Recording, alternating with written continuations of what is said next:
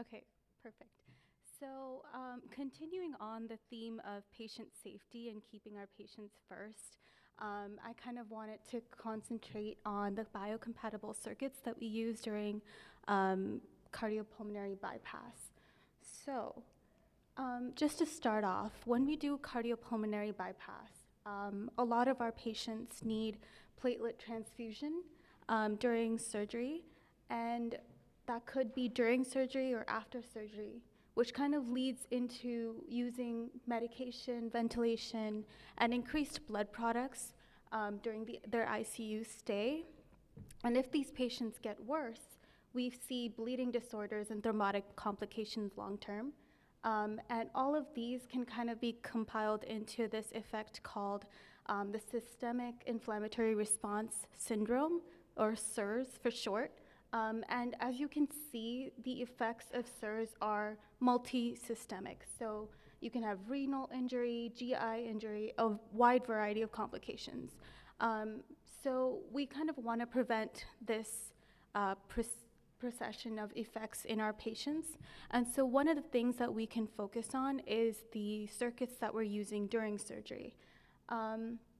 So the bottom line is most patients would experience some degree of SIRS during their bypass.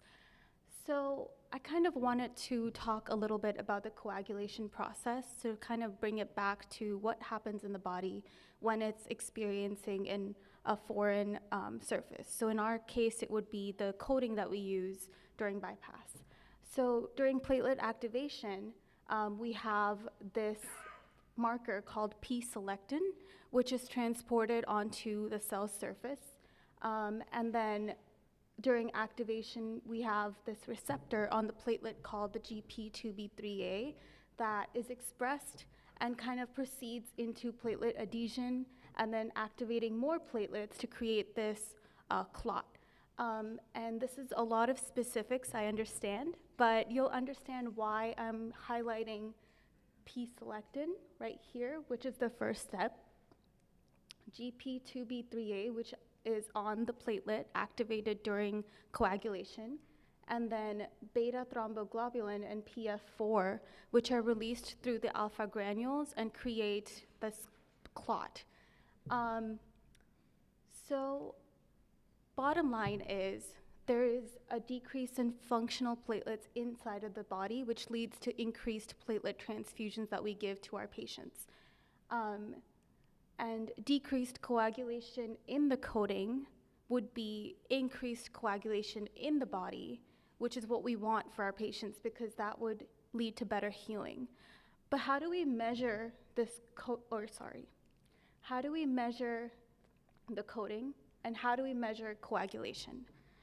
So what we did was we picked these particular biomarkers, which I highlighted earlier, our adhesion factor, Pselecton, our activation factor, GP2B3A, and then two of our aggregation factors, which are BetaThromboglobulin and PF4. So these are different stages during the coagulation process where we kind of track the platelet from its initial stage to ultimately forming a clot and see how much of it is activated in the coating, how much of it is activated in the body, and how much of it can be contributed to patient healing. So the coatings that we used are two of the major coatings that are generally used during bypass. So Trillium, which is heparin-based, and then X-coated, which is PMAI-based. And the tests that we used to measure our biomarkers were ELISA assays. And so in general, the methods, we used bovine blood, and we got bovine blood from the local slaughterhouse, so the age or the gender or the breed could not be known at the time of the use of the blood. And then we used heparin to kind of let it sit and prevent coagulation. And our circuit was a closed circuit, and we aimed for a hematocrit of 25% using crystalloid. During the collection of our samples, we started with 32 degrees temperature and let the coagulation mix with the blood for the first 5 minutes, and then took samples at 5 minutes, 30 minutes, and 55 minutes. At 30 minutes, we increased the temperature to 37 degrees. And the reason why we did this was to mimic the conditions of surgery. We did run it for 1 hour instead of longer because this is a baseline study, and we just wanted to see if we could find any differences in the first hour. So a total of 11 runs were done, 6 with Trillium, 5 with X-coated. And the samples that were collected were then diluted in a 1:2 ratio and read at a 450 nanometer measurement for any information on our biomarkers. So statistics. This is something that I always struggle with, but so the reason why we didn't use our baseline as our true baseline was because that blood was not mixed with the crystalloid. So we needed to change our baseline to 5 minutes. Now this did pose a problem because it's not a true baseline. So what we did instead to kind of equalize our results was use the change in the means that we saw within the 6 runs and the 5 runs of Trillium and X-coated. And then using that change, we plotted that on a graph and used that to compare the 2 coatings. And so the test that we used was a mixed ANOVA to kind of counter all of those confounding variables and include that for variability. So these are our results at a snapshot. Now I know this is a lot to look at, so we will go through one by one.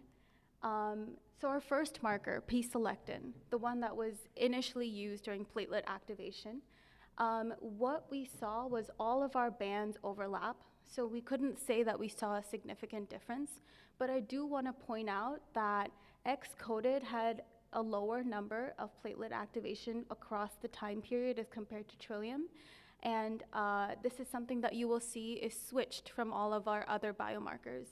So X-coated is lower in this one. I also want to point out that Trillium increases steadily, and then at 30 minutes maintains a relatively steady amount, versus X-coated, which increases after 30 minutes. So keep those in mind when I present the other biomarkers. For GP2B3A, this was the receptor that was expressed on the platelet itself during adhesion. And over here, we do see a significant difference between both of the coatings. And again, here, X-coated is higher as compared to Trillium, which is not what we saw with Pselecton. So that is kind of switched. With BetaThromboglobulin, this was part of the alpha granules that were released during platelet aggregation. And over here, we see no difference at 5 minutes, but then we do see a significant difference at 30 and 55 minutes. And here what's different is the X-coated kind of tapers off after 30 versus the Trillium, which increases after 30 minutes. So that's something a little different from the other biomarkers that we saw. And then finally, PF4, which kind of followed the trend of GP2B3A. This is another granule that was released during the platelet aggregation phase and is also part of the secondary hemostasis. So here again, we see a significant difference across time points and a slight increase in the slope after 30 minutes for X-coated as compared to Trillium. So this is what I wanted to highlight here was the BetaThromboglobulin is the only marker that we don't have a significant correlation with the other biomarkers. So that one's a little bit of an odd one out for us. So what do we get from all of this? What we get is that Trillium biosurface was found to have significantly lower level of platelet activation for 2 markers, for PF4 and for GP2B3A. But it is shown to have a higher and faster increase in platelet activation for Pselecton. And here are the significant numbers for 5 minutes, for 30 minutes and 55 minutes as compared to the baseline. And Pselecton was shown to have a lower level of activation for X-coated as compared to Trillium. And so that's a little different. And Pselecton was the first biomarker for platelet activation, so that kind of ties into the previous point of X-coated being slower to rise as compared to Trillium. So big picture, how does that impact us? So from our results, what we're getting is that Trillium has a higher rise and then tapers off versus X-coated, which has a steady rise throughout the time points that we've seen. So maybe the question is not which coating is compatible, but rather which coating is compatible for the time taken during surgery, because that could vary according to the coating that we use. And so further studies that we do in this direction could focus on the time taken for surgery, along with like the coagulative abilities of the patients that we treat, and the anticipated blood loss during surgery. So for example, if we're doing a short procedure, maybe something like Trillium would work better, which tapers off and keeps steady after 30 minutes. And if we're doing a longer procedure, maybe X-coated would be something that we would gravitate towards because it has a slower, steady rise. Just some things to think about for further studies in this direction. So drawbacks of this particular study, bovine blood was used, not human blood. And we have studies that show us how to equate the hematocrit to make it representative of human blood. But at the end of the day, it is bovine blood, not human blood. Another point was statistical power was under power for seeing a difference. But because this is a pilot study and there are no known studies that I've looked at in the literature that would have these kind of results, there was no cutoff or understanding of what kind of biomarkers and how much of the sample was needed to see a difference. And so using the results from this study, we can kind of go ahead and pick the biomarkers that we see consistency in, and also create a sample base based off of which we can see statistically significant differences. And the last point, where 5 minutes were needed for the blood to mix. So we use that as our baseline and use the change in mean to equivalate our differences based off of the two coatings. But 5 minutes is not a true baseline. And so that was another drawback. So to counteract the drawbacks and also further this direction of study, we could increase the number of samples to create a more statistically significant result. We could also increase the length of the time that we ran the circuit for. So we initially did it for 1 hour, ending it at 55 minutes. But to see a more steady difference of Trillium being steady over time versus X-coated rising slowly over time, we could replicate those results and see what other differences are there by increasing the length of the time of the circuit. And then another interesting point that I thought of was comparing these circuits in children versus adults, because children have a lower blood volume and they're more likely to have more clotting, as that's an idea that I think would be exciting to explore given these results. So with that said, are there any questions?